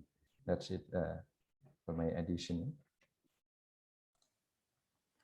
Dr. Parikh, would you still like to add? I wanted to check first if Ella wanted to add something before I do. No, you go ahead, Priti. Thank you. Thank you. So I think the key challenge with water sanitation is not just about building the infrastructure, but the operation and maintenance of the infrastructure, which is where we see a lot of failure. So in terms of thinking about sustainable resilient recovery, what we want to do is work very closely with our local partners to make sure that there is kind of training, there's an understanding of how to maintain those facilities. So that's built into our capacity building exercise. Also, what we want to build in there is training on hygiene, because you can provide access to clean water, but then you need kind of an awareness of hygiene and practices around hand washing. I mean, in a way, COVID has really brought that to the forefront, that we need good hygiene practices, right? So, so a big arm of all the work packages and throughout this project is therefore capacity building of various aspects. Thank you. Thank you very much. So we have a few questions in the chat that are all really asking how we can ensure that we are taking a collaborative, integrated approach between the psychosocial, the WASH, and the infrastructural. So I will invite any one of our work package leads to maybe in a minute simply explain how we're working collaboratively together to make sure that this is a holistic, resilient project. If you'd like, I could start. So this has been, historically, we've worked more alongside one another as engineers and psychologists. And in this particular project, we feel very sure that we're going to work in a more collaborative way. And we've already set that in motion, certainly in terms of work package 1 and work package 2. Some of what Okta showed you, where we've worked on a paper and produced a paper where we show that WASH and psychosocial needs are not currently appearing or being used in the regional Safer School guidelines. So we've worked very closely on that. And a further issue that we've worked on a paper and we worked very closely on is the gender issues, because from the psychosocial angle, you're talking about dignity and the kind of emotions that we as psychologists are used to dealing with. But that is very tied into the WASH aspects that Ella and Priti have talked about. So the link to the work package 3, maybe one of the work package 3 people could address. Thank you. Me or you, Carmina? I'll go for you. Okay. All right. Well, I think there are several areas where we interact. So there's a clear area within, for example, we're conducting a shared survey with the team on WASH, because, you know, we can be looking at the structures from a WASH perspective as well as a structural perspective. And, you know, part of the recommendations will be joint recommendations around some of the physical infrastructure required for WASH and its presence in schools. But also in order to properly understand how the schools are used and how the schools can be used as a refuge or a community center or as a safe place and how schools can be used for learning about natural hazards, about natural hazard resilience. I mean, that's all part of our interaction also with work package 1. And we want to very fully integrate to see how maybe some of the learnings we can get from understanding the physical infrastructure can lead into the different guidance. And that's, I can address a question that there is about the pillars, but I don't know whether you would like me to do that now or later. That's exactly my next question, so please feel free. Okay, so I think the pillars of the comprehensive school safety framework, you know, set out sort of this interaction actually between what we see as our 3 work packages, with the 4th pillar being the one of the psychosocial aspects, very well, in the sense, you know, you need to have safe learning facilities, and that's directly with our objectives in work package 3, you know, assessing the new schools being built, and that's, I think, one of the novelties, as well as what is there already, and suggesting appropriate retrofits, but also in risk reduction and resilience education and school disaster management. Well, schools are often seen as a refuge, often seen as a place to evacuate to, and have a role within the aftermath of disasters. And so if we can provide the safe schools, then they can also act as points of resilience and points of, let's say, community resilience afterwards. But also in the case of tsunami, there's a lot of discussion around, well, what happens? Should we evacuate the school? Should we not evacuate the school? And we hope to be able to provide some of the answers regarding that. So, can the school safely be used as an evacuation center also, or not? And should it be? And should certain schools be designated as evacuation centers also? So I think there are a number of interacting areas where I think this interdisciplinary approach really has a massive value. I don't know if anyone wants to add. No, just quick. I mean, if regarding the comprehensive framework for safer schools, if you remember in the nice flowchart that summarized the 3 pillars, there is also the overlapping area, which is the multi-hazard. And so that's definitely something that we are planning to address here, looking, for instance, at ground shaking, followed by tsunami, followed by liquefaction, for instance. And an interesting one is also definitely, well, as Tiziana said, we are very well focused on the pillar 1, which is the safer building. But for instance, the second pillar around the, for instance, continuing education during even disaster. One of the idea, for instance, in this design of retrofitting alternative is to consider, for instance, kind of resilience-based type of damage states. So because we want to make sure that it's not just life safety that is prioritized in intervention, but it's also, for instance, the operational limit state of the schools. So really, I think we are trying our best to integrate all 3. Definitely the third one, again, as Tiziana showed, through capacity building and education campaign is very well, I guess is very well represented by work package 3 as well. But definitely multi-hazard aspect, I think, is something that we are bringing possibly as a big novel contribution as well to the discussion going on school safety. Thanks. Thank you. I have what's essentially a yes or no question for work package 3. Will there be damage assessment for bridges, roads, or dams? No, we are looking at schools only and interdependencies between school buildings, but not between school, which is very important, of course, within the timeline of the project and the funding, we need to reduce the scope, but that's definitely very interesting as well. What is the interdependency between, for instance, road and bridges and transport infrastructure in schools? Because the school may be safe, but then maybe the transport infrastructure that serve those schools may not be safe. That's an important problem, unfortunately, given the scope and the budget and time of the project. We are not looking at that in this project, but that's definitely something to for future opportunities. Thanks. Wonderful, thank you. And for our last question, we have somebody asking about the rationale behind why we have chosen to work with 11 to 14-year-old children. They point out that usually there are different methods that need to be involved in working with such an age group. And so they just want to know the reasoning behind. Perhaps this is a question for work package 1.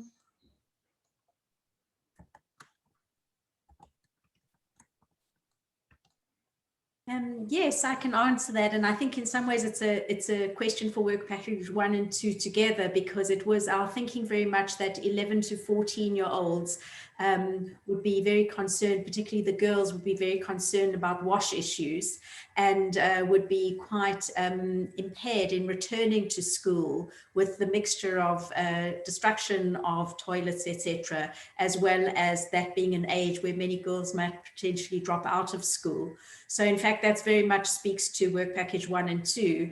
And we also thought that this was an age group where based on the evidence in the area, this was a bunch of people where we could intervene and we could actually improve their life prospects. And so we feel that we can have, even though we're also bringing in the parents or caregivers and the teachers, it is their life prospects that we really feel we can impact upon in this project. Wonderful. Well, that brings our Q&A session to a close. So many thanks to all attendees who posted such important questions and to our panelists for your very thorough responses. I would like to hand back over to Professor Jaffe now, our principal investigator, to bring our event to a close. Professor Jaffe, please, the screen is yours.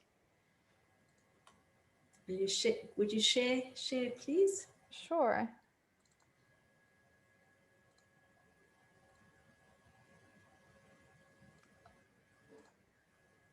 Sorry, my screen is frozen at the moment, just waiting for it to open.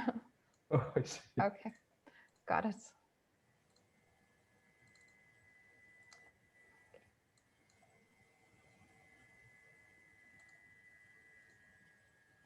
All right, there we are. Great, thank you. So in our last couple of minutes, I'd like to mention that these are the co-investigators on our project.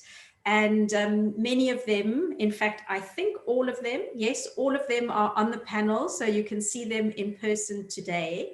I won't mention all of them just because we want to end on time, but obviously thank you so much to all of you for where we've got to so far. And yeah, where we're hopefully heading, a big problem in terms of COVID, of actually getting to our study site, but we're working very hard to begin our pilot work into part remotely and part in terms of people who are already in Palu. Emily, could we have the next slide? Thank you. And then a massive thank you to all of our researchers who of course make this work move along.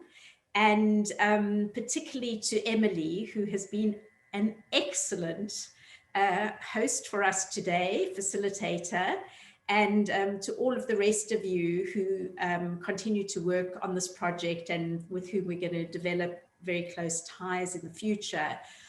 We also want to mention our research affiliates, Ivona and Marco and Alessandro, who've already done so much in terms of setting this project on its path, ranging from the proposal itself through to actually the papers we've begun to produce, and of course getting ethical application, getting data protection applications and so on. You have been invaluable too. And finally, to our advisory board, some of whom are actually on the panel with us today: Professor Douglas Payton, Professor Monica Lakhan-Paul, Tom Newby, Professor Sextos Haley-Dreek, and Professor Henry Potts. So all of you will be hopefully helping us to realize the vision of this very ambitious project in the coming years. And finally, what is next? Well, we don't yet have a logo. So despite having many logos at the bottom there is none that is specific to this project.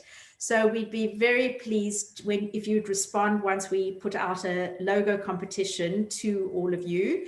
And that will go in our newly made Twitter and Facebook pages, as well as our newly made website. None of them website not populated yet, but this is, you can also use the QR code to get into it. And then finally, in the near future, we're going to begin a seminar series which will be around multidisciplinary insights on resilience. And we will invite this entire list to these events. So thank you so much for everybody who has helped to organize it. I will also mention our administrators, Paula and Nina, who have allowed us to invite all of you to this event. And we hope we can continue to collaborate with all of you on the panel and also with many of you in the audience in the years to come. Thank you. Bye.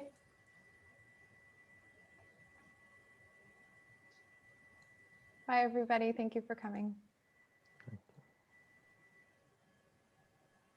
Thank you very much, Emily. You're still here.